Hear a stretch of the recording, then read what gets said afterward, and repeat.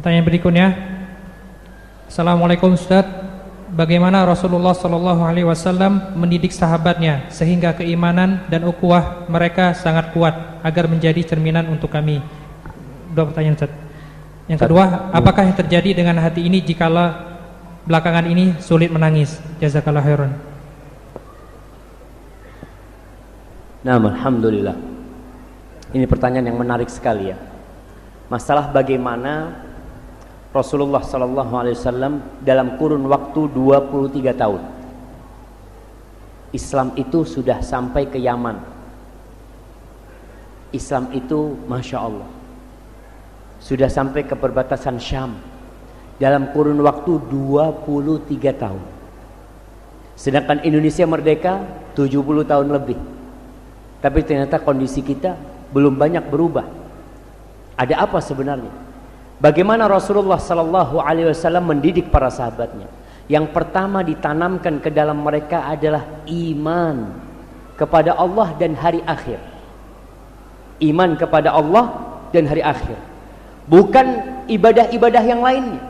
Sholat belum sholat, puasa belum, zakat belum, minum masih minum para sahabat. 13 tahun berada di Mekah itu sahabat masih minum. Belum turun pengharaman khamr, pakai jilbab belum turun. Itu selama 13 tahun. Apa yang ditanamkan ke dalam dadanya Bilal bin Rabah sehingga dia disiksa, dia tetap mengatakan la ilaha illallah. Apa yang ditanamkan ke dalam dadanya Sumayyah, wanita pertama yang mati syahid dalam Islam, ditusuk kemaluannya sampai tewas, tetap dia mengatakan la ilaha illallah. Sedangkan di masa kini orang menjual imannya hanya dengan beberapa rupiah yang dia dapatkan. Beda pendidikan. Antum baca Juz Amma. Juz Amma itu 95% turunnya di Mekah. Itulah penanaman akidah yang ditanamkan tentang dunia ini akan berakhir. Dunia ini akan berakhir. Indonesia akan berakhir. Masjid ini akan rata sama tanah. Gunung yang ada di belakang kita akan rata sama tanah. Sehingga ditanamkan ke dalam diri para sahabat, mereka menjadi abnaul akhirah, menjadi anak-anak putra-putra yang mencari akhirat. Kalau kita lihat, coba amma yatasaalun 'anil naba'il 'azim. Tuh tentang kiamat yang ditanyakan. Tentang neraka disebut labithina fiha ahqaba la yadhuquna fiha barda wala syaraba inna lil muttaqina mafaza. Kita masuk kepada surat An-Nazi'at, wan nazi'ati gharqa. Lalu di akhirnya Allah mengatakan fa idza ja'atit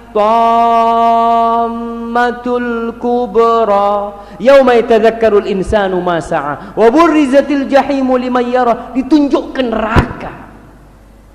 Masuk ke surat yang ketiga, abasa wa tawalla fa idza ja'atis sakhah yauma yafirrul mar'u min akhihi wa ummihi wa abihi wa sahibatihi wa bani. Ditanamkan, kau akan lari dari semuanya. Engkau akan melarikan diri dari orang tuamu, dari istrimu, dari anak-anakmu. Engkau akan sendirian. Allah ceritakan tentang kehancuran. Idza syamsu kuwirat wa idzan nujumu kadarat wa idzal jibalu suyirat wa idzal isyaru uttilat.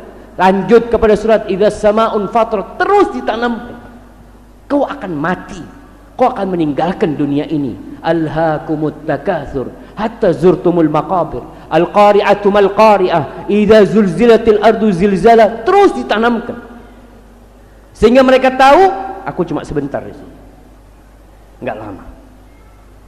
Untuk apa aku diciptakan? Itu yang ditanamkan. Dan beriman dengan hari akhir inilah yang memotivasi orang untuk beramal. Orang tidak akan mencuri. Kenapa? Allah tahu, Allah melihat. Kalau cuma urusan polisi sebentar, tapi nanti ada neraka. Maka dengan cara itu orang ini jadi hamba-hamba akhirat, tidak mengutamakan dunia. Rasul sallallahu alaihi wasallam sering jalan sama sahabatnya, jalan ke pasar. Pasar ini tempatnya orang mencari dunia. Lalu Nabi melihat alaihi salatu wasallam anaknya kambing kecil mati cacat. bangkai. Dia pegang kupingnya kambing ini. Ayyukum yuridu hada bidirhamin. Seakan-akan beliau sedang jualan. Ini di pasar nih. Siapa yang mau beli ini 1 dirham?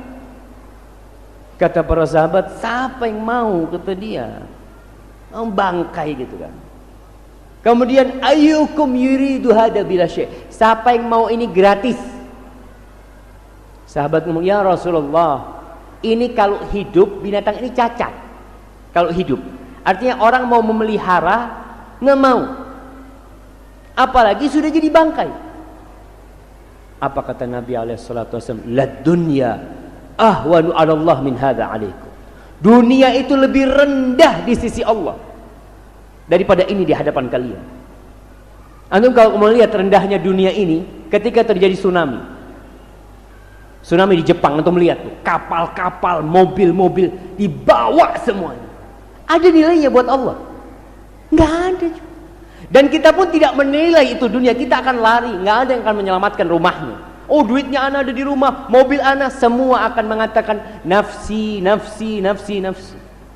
Itu yang ditanamkan di diri para sahabat, sehingga mereka menghadapi dunia ini apapun yang terjadi, aku adalah hamba Allah dan aku hidup sebentar.